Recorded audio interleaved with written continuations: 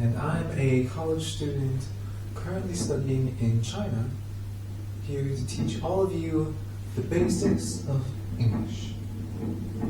How is it that we talk, that we speak, and do all these different things with so much different vocabulary? Where do we even begin? That is where we get the basics of English. With me.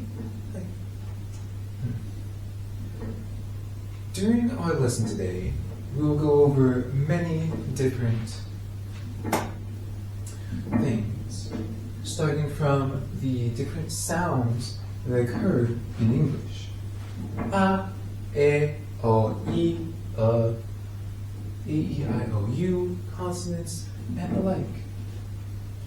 Then, we'll go over syllables in English. How do you break apart different words? So when you break them down and split them up, it's much easier to say them. Then we have phonics. Then we get to the nitty-gritty. What are the different parts of words that mean different things? And how do we then understand what words mean from that? So, I also gave you different worksheets to do along the way to help you or your child or whoever you may be, or whoever may be looking to learn from this video, to then work further in learning English to get better. So, without further ado, let's jump on into it.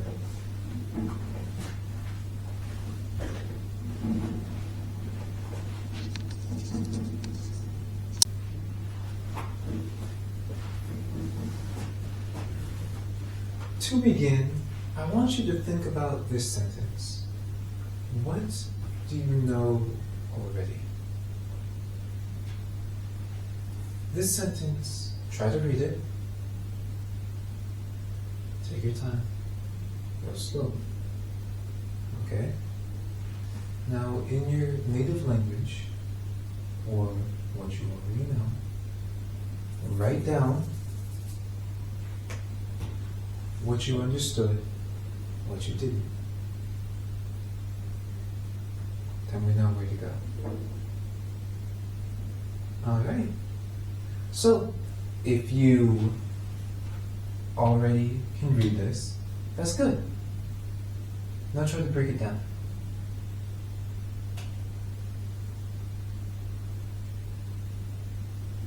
Okay. Now, see if you can pull apart different meanings from the sentence.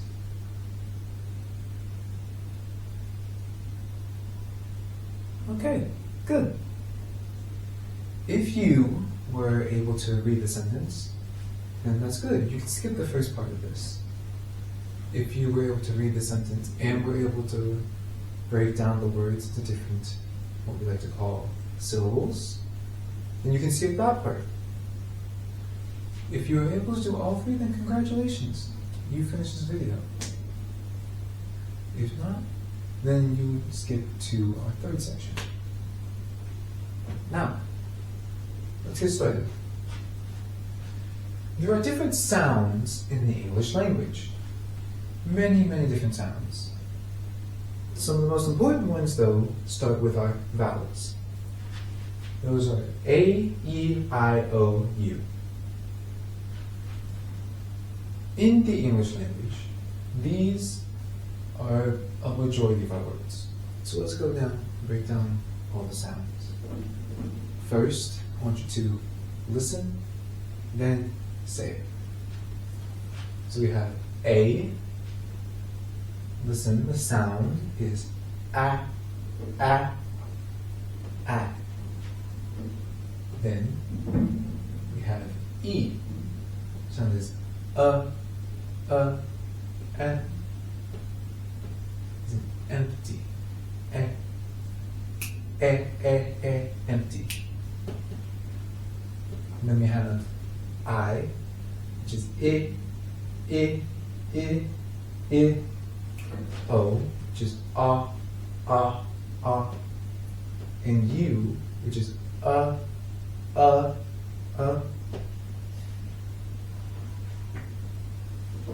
Good. Now if you didn't already, go ahead and try each of these on your own.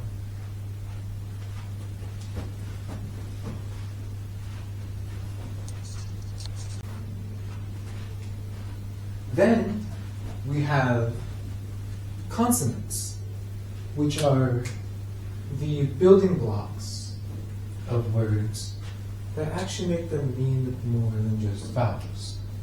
We have B, which is B, C, which is K, D, which is D, F, Th, G, G, H, H, J, J, K, K, L, L, M, which is M, N, which is N, M, N, P, which is P, Q, which is Qu, R, which is R, S, which is S, T, which is T, V, which is V,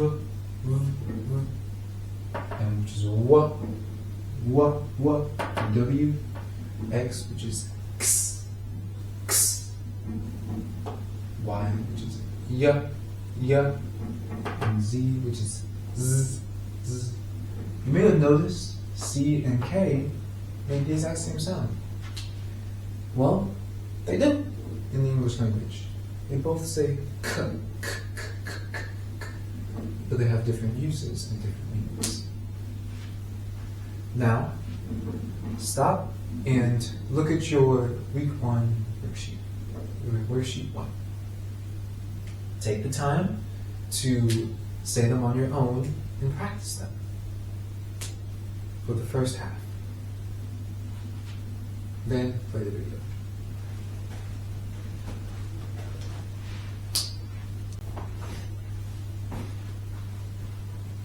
Then we have different combinations of letters.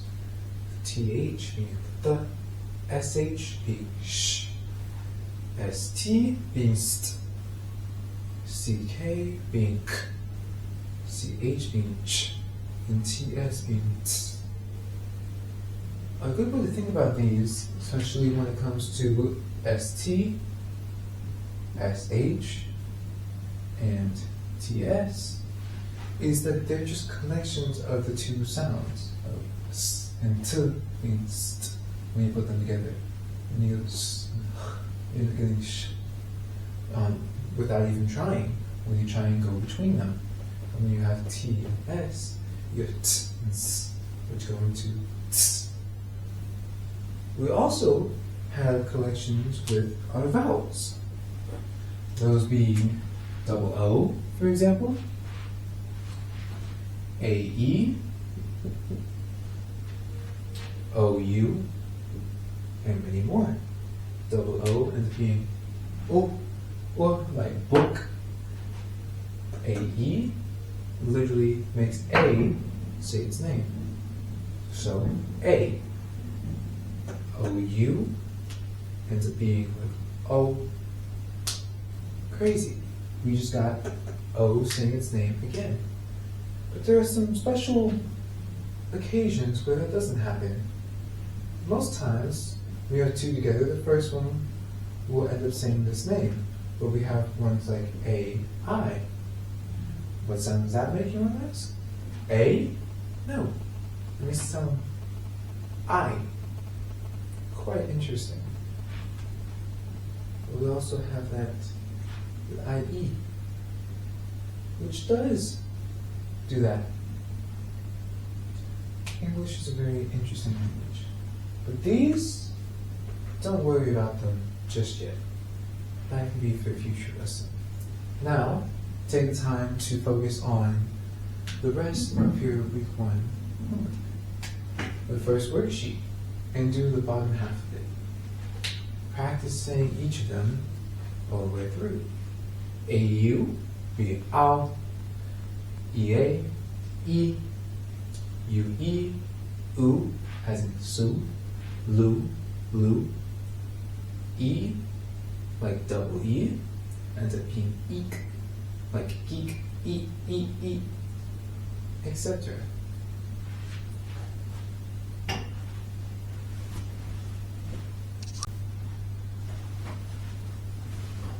Alright, now we're on to syllables.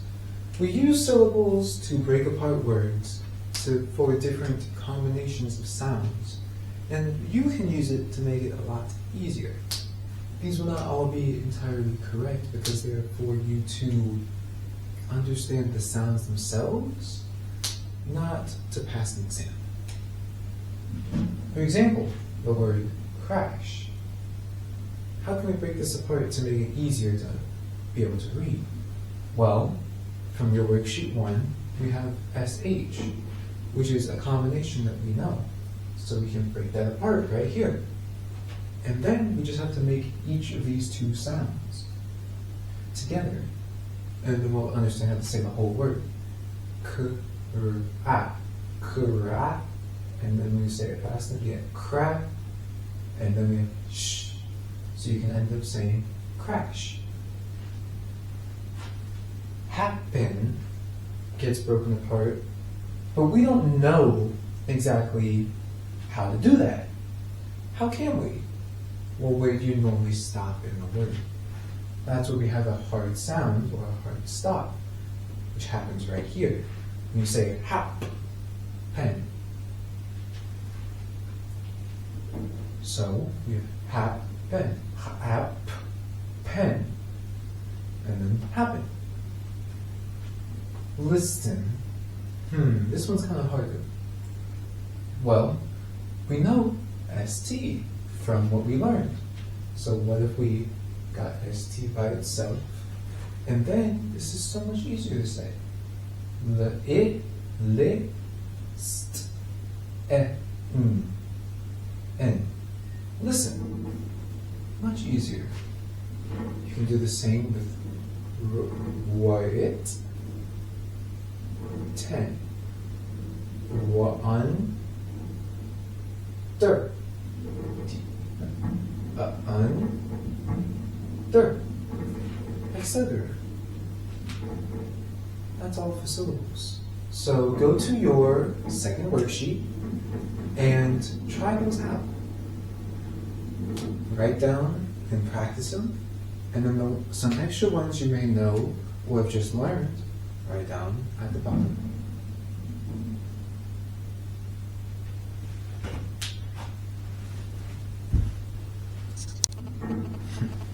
All right, now we have phonics.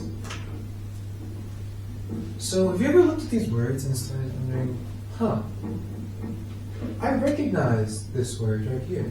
It's the word sleep. We have ing again, so we can break it up like so. What is that stuff at the front of any of these words? This is where we get into what we like to call phonics. That's where you start to understand the meanings of different words and how they work. For example, with prefixes, we have in, im, un, under, and over. These two meaning the exact same thing. As such,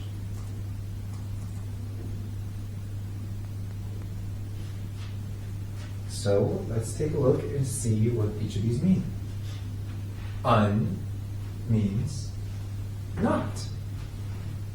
Im also means not. Under means something little or small, while over means something large or big. So we can say something is unkind, for example. And what does that mean?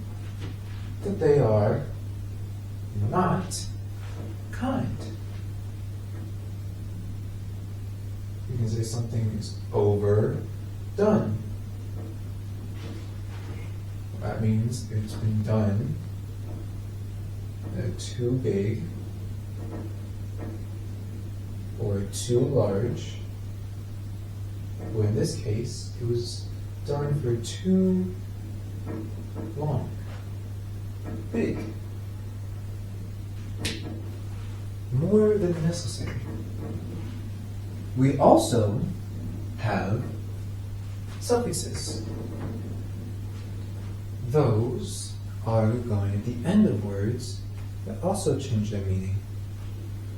We have like ed, ed,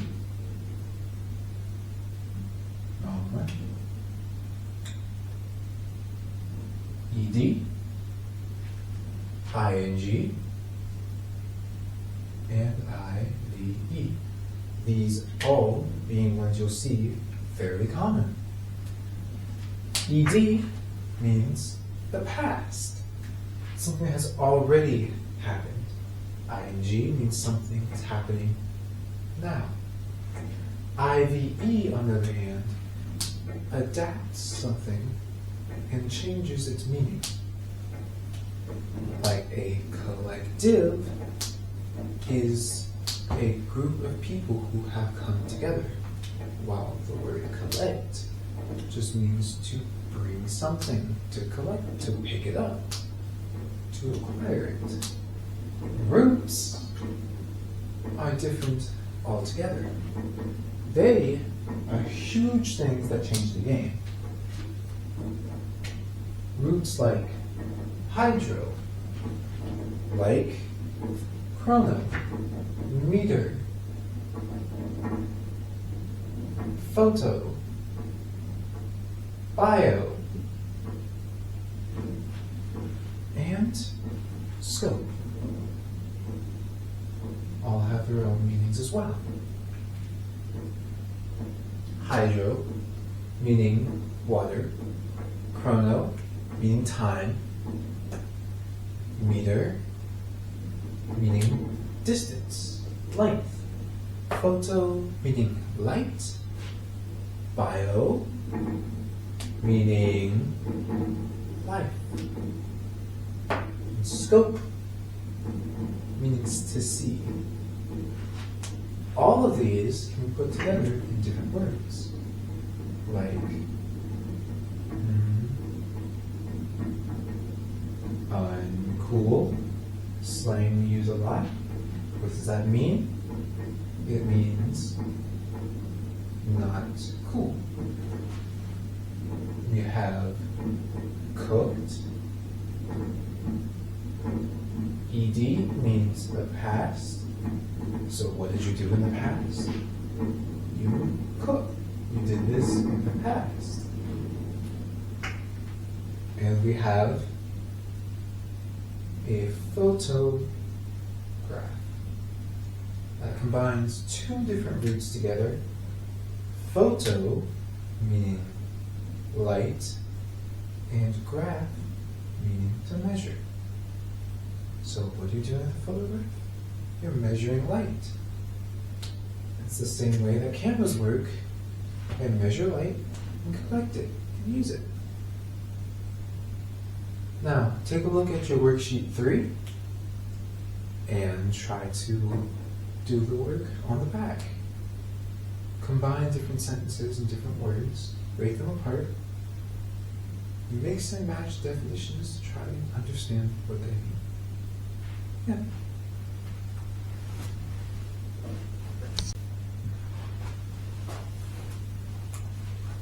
So now, let's go over the sentence again. It's, if I could walk over to the box, then can I open it? Are you able to understand it better now? What do you know? What do you not know? Are you able to add words to the sentence? Maybe take some away. Write them all down. Try it out. Change it around. Have fun with it. Now, let's review. So we started by going over sounds with vowels such as A, E, and O. Meaning A, and O. Also, we went over consonants like T, S, and V. Meaning T, S, V. Don't forget C and K. K. We went over different letter combinations like S, T, S, H, S, T, Sh. Now, with that, we also went over different syllable patterns. My favorite ones. Let's say you had a blast, didn't you? How do we break that up? Well, first we isolate ST, so we can say blast, blast. Then we went over phonics. Ones like hydro,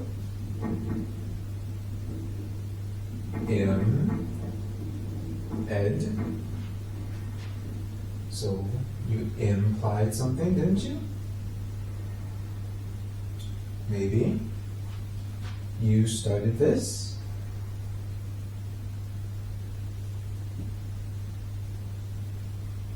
Did you hydrate today? Maybe. Make sure to drink water. All these different things to imply different meanings for different words. Give them time, give them space. So how can we use all this with the English language? That can only be done through practice.